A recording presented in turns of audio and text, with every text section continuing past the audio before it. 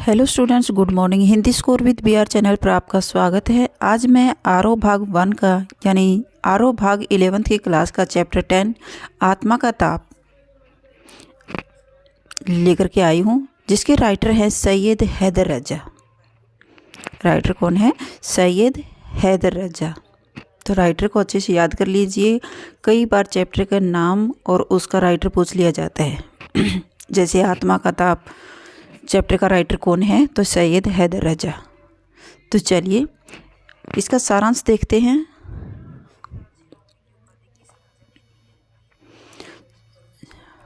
प्रस्तुत पाठ आत्मा का ताप सैयद हैदर रजा की आत्मकथात्मक पुस्तक का एक अध्याय है। आत्मा का ताप हैदर रजा की एक आत्मकथात्मक है। आत्मकथा होती है अपने बारे में लिखी गई कथा। पुस्तक का एक अध्याय है। इसका अंग्रेजी से हिंदी में अनुवाद मधु बी जोशी ने किया है। तो मोस्ट इम्पोर्टेंट क्वेश्चन बनता है कि सैयद हैदर रजा की जो आत्मकथात्मक आत्मा का ताप पुस्तक है, उसका हिंदी अनुवाद किसने किया था? तो मधु बी जोशी ने किया था। यहाँ रजा ने चित्रकला के क्षेत्र में अपने आरंभिक संघर्षों और सफलताओं के बारे में बताया है। चित्रकला के क्षेत्र में अपने आरंभिक संघर्षों और सफलताओं के बारे में, कैसे उसने शुरू में उसमें संघर्ष किया चित्रकला के क्षेत्र में और फिर कैसे उनको सफलता मिली। एक कलाकार का जीवन संघर्ष और कला संघर्ष, उनकी सृजनात्मक बेचैनी, अपने रचना में सर्वस्व झोंक देने का उसका जुनून, ये सारी चीज़ें इसमें बहुत रोचक व सहज शैली में उभर कर आई हैं। SH रजा शुरू से ही पढ़ने में तेज थे। SH रजा सैयद हैदर रजा का शॉर्ट फॉर्म है भैया। शुरू में ही पढ़ने में तेज थे, होशियार थे। नागपुर स्कूल में उन्होंने प्रथम स्थान प्राप्त किया। पिता के रिटायर होने के बाद उन्होंने नौकरी ढूंढना शुरू किया और गोंदिया में ड्राइंग के अध्यापक बनने के बाद उन्हें बम्बई में JJ स्कूल ऑफ आर्ट में अध्ययन के लिए सरकारी छात्रवृत्ति मिली। लेकिन देरी होने के कारण उनका दाखिला नहीं हो सका और छात्रवृत्ति वापस ले ली गई। लेकिन उस छात्रवृत्ति का उन्हें कोई लाभ नहीं मिला। लेकिन वे वापस नहीं लौटे और मुंबई में ही रहकर अध्ययन करने का निश्चय किया। उन्हें मुंबई का वातावरण पसंद आया। वहाँ उन्हें एक्सप्रेस ब्लॉक स्टूडियो में डिजाइनर की नौकरी मिल गई। सुबह 10 से शाम 6 बजे तक काम करने के बाद वे एक परिचित टैक्सी ड्राइवर के यहाँ सोने जाते थे। किसके घर सोने जाते थे? एक जानकार जो टैक्सी ड्राइवर था, उसके पास सोने जाते थे। वहाँ वे 11-12 बजे रात तक गलियों के चित्र या स्केच बनाते थे। कठिन परिश्रम के बाद आखिरकार उन्हें बॉम्बे आर्ट्स सोसाइटी का स्वर्ण पदक प्राप्त हुआ। वे 11-12 बजे तक रात की गलियों में चित्र का स्केच बनाते और कठिन परिश्रम के बाद आखिरकार उन्हें बॉम्बे आर्ट्स सोसाइटी का स्वर्ण पदक प्राप्त हुआ। वे इस सम्मान को पाने वाले सबसे कम आयु के कलाकार थे। जो उन्हें स्वर्ण पदक मिला था, उसको प्राप्त करने वाले सबसे कम आयु के कलाकार थे। कौन? सैयद हैदर रजा।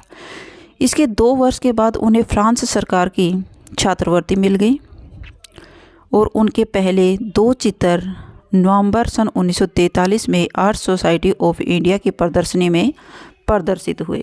इस प्रदर्शनी में इनके दोनों चित्र 40-40 रुपये में बिक गए थे।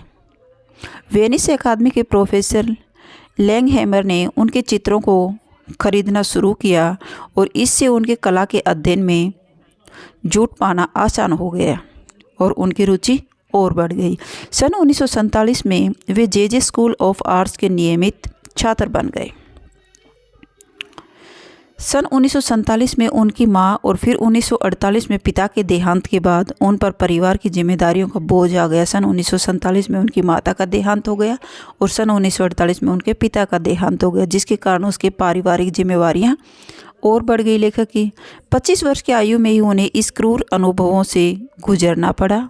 उस समय उसकी आयु 25 वर्ष की थी, लेकिन उन्होंने सामर्थ्य भर काम करके अपनी जिम्मेदारी अच्छे से निभाई और सन 1948 में श्री में ही श्रीनगर की यात्रा के दौरान उनकी भेंट प्रख्यात फ्रेंच फोटोग्राफर हेनरी कार्ती के ब्रेसा से हुई। उन्होंने रज्जा को पेंटिंग के असली मायने समझाए। रज्जा की फ्रेंच पेंटिंग की खास रुचि थी, इसलिए उन्होंने पेरिस जाने का निश्चय किया और फ्रांस सरकार से 2 वर्ष की छात्रवृत्ति मिलने के बाद वे 2 अक्टूबर सन 1950 को मार्सेई पहुँचे और इस प्रकार उनके कला जीवन का प्रारंभ हुआ। इस प्रकार उनके संघर्षों से गुजरने के बाद एस.एच. रज्जा को सफलता प्राप्त हुई। तो इसके लेखक के बारे में थोड़ी सी जानकारी ले लेते हैं। कभी कभी लेखक का परिचय पूछ लिया जाता है और कभी कभी उसकी रचना भी पूछ ली जाती है। हैदर रज्जा। हैदर रज्जा का जन्म सन 1922 में बावरिया गांव उत्तर प्रदेश में हुआ था। और उन्हें कौन कौन से सम्मान दिया गया, मोस्ट इम्पोर्टेंट क्वेश्चन बनता है भाई। इन्हें grade of officer of the order of arts and letters सम्मान से नवाजा गया था। मोस्ट इम्पोर्टेंट क्वेश्चन बनता है। रज्जा ने चित्रकला की शिक्षा नागपुर स्कूल ऑफ आर्ट व sir J school of art Mumbai से प्राप्त की। भारत में अनेक प्रदर्शनियां आयोजित करने के बाद सन 1950 में वे फ्रांसीसी सरकार की छात्रवृत्ति पर फ्रांस गए और अध्ययन किया। मोस्ट इम्पोर्टेंट क्वेश्चन बनता है कि वो फ्रांसीसी सरकार की छात्रवृत्ति पर फ्रांस अध्ययन करने के लिए कब गए थे। सन 1950 में गए थे। मोस्ट इम्पोर्टेंट क्वेश्चन बनता है। आधुनिक भारतीय चित्रकला को जिन कलाकारों ने नया और आधुनिक मुहावरा दिया उसमें सैयद हैदर जी का नाम महत्वपूर्ण है। रज्जा की कला में भारतीय और पश्चिमी कला दृष्टियों का मेल हुआ। लंबे समय तक पश्चिम में रहने और वहाँ की कला की बारीकियों से प्रभावित होने के बावजूद रज्जा ठेठ रूप से भारतीय कलाकार हैं। बिंदु उनकी कला रचना के केंद्र में है। उनकी कई कलाकृतियाँ बिंदु का रूपाकार हैं। रज्जा की कला और व्यक्तित्व में उदारता है। उनकी कला में रंगों की व्यापकता और अध्यात्म की गहराई है। उनकी कला को भारत और दूसरे देशों में काफ़ी सराहा गया है। सराहना करना यानी तारीफ करना। कठिन शब्दार्थ। इस चैप्टर से संबंधित कुछ मोस्ट इम्पोर्टेंट मीनिंग है, उन मीनिंगों को एक बार देख लेते हैं। काफ़ी बार पूछ लिया जाता है मीनिंग से संबंधित क्वेश्चन। वारदात, दुर्घटना या फिर घटना।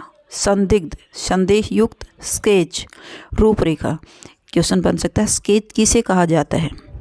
किसी भी चित्र की रूपरेखा खींचना स्केच कहलाता है। मोस्ट इम्पोर्टेंट क्वेश्चन बनता है भाई। गलीच, अपवित्र या गंदे। शहराती, शहर में लगने वाला। शहराती क्या है? शहर में लगने वाला। चित्त, मन। संतप्त, दुखी, उदास। तो ये इसके मोस्ट इम्पोर्टेंट मीनिंग थे और ये आपने सारांश पढ़ा। इसमें सैयद हैदर अली की चित्रकला से संबंधित जो सम्मान दिए गए थे उन सम्मानों का जिक्र किया गया है और कहाँ कहाँ उसको छात्रवृत्ति मिली और कौन कौन से स्कूल्स में उन्हें आर्ट्स के लिए बुलाया गया या अध्ययन किया गया था।